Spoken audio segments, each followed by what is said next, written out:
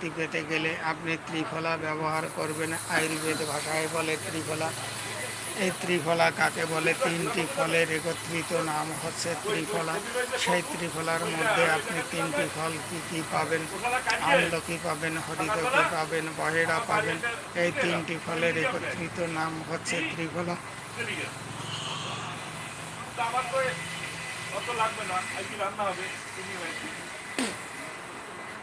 এই ত্রিফলা আপনি সকালে খালি পেটে খাবেন। কিভাবে খাবেন?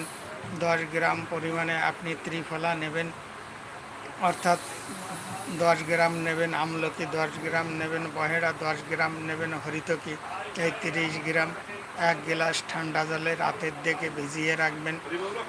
সকালে খালি পেটে ওই জলটা ছেঁকে নিয়ে আপনি খাবেন।